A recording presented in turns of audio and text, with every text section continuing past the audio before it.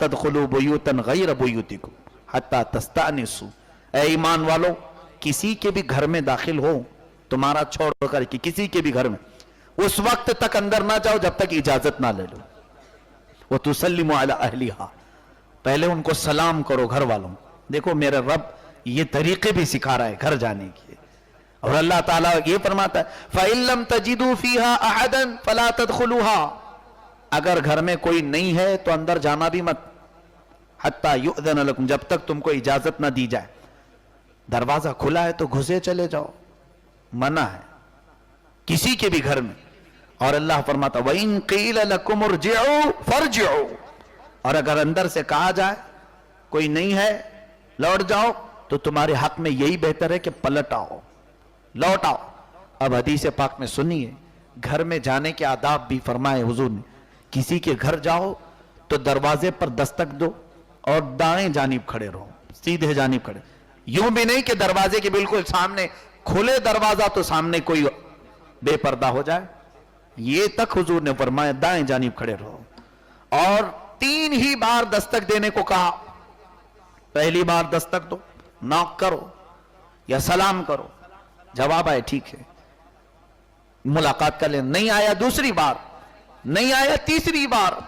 ये इसलिए कि घर में कौन किस हालत में है तुम्हें मालूम नहीं। दरवाजा खुला भी और अंदर जाना है तो 3 बार सलाम करके अंदर जाओ जब तक जवाब ना आ जाए।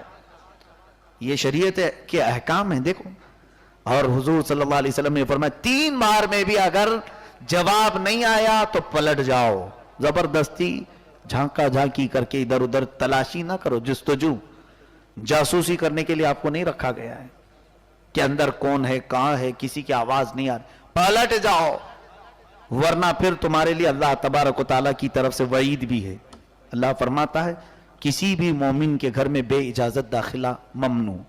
और हदीस में है, ये जो हम घरों के सामने से गुजरते हैं, फरमाया अगर तुम किसी के घर में नजर डालते हो, औरतें बेपर्दा हो, अंदर यानी पर्दा नहीं था और घर के अंदर तुमने झांका, हुजूर फरमाते मैं घर वाले को इजाजत देता हूं पत्थर उठाए और उसकी आंख को फोड़ दे कि कयामत में उससे पूछ भी नहीं होगी।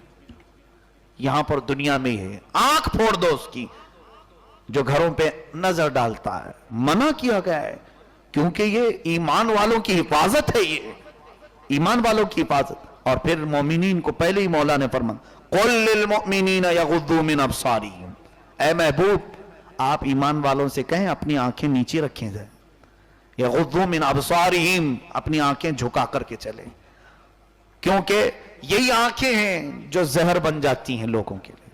आंखें बहुत ही सख्त हैं हमारे लिए।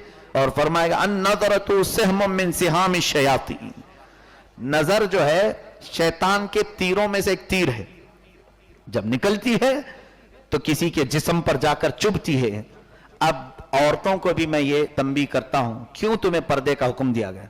तुम खुले बदन से बाहर आती हो, अगरचे तुम्हारे दिल में खराबी का इरादा नहीं, बुराई का इरादा नहीं, लेकिन जो बाहर अय्याश लोगों की नजरें होती हैं, हमारी आंख में एक सयाल मादा होता है, वो नजर नहीं आता, यानी उड़ता है। जैसे ही हम आंख खोलते हैं एक पतला सा पानी की तरह जहर निकल करके जाता है, जहां तक हमारी निगाह जाए उड़ती है।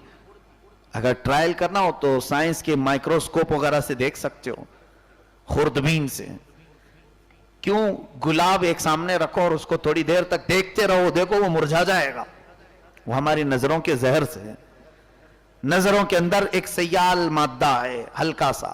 अब जब किसी की शहवत गालिब होती है, बुराई, इन नजरों से जब वो किसी खातून की जिस्म को देखता है तो उसके जिस्म पर वह जहर चुभ जाता है, और वो चाहे जितनी भी पाक हो, उस नजरों के जहर से उसके दिल में भी बेहयाई शुरू हो जाती है, खराबियां और गुनाह वहां से शुरू होते हैं।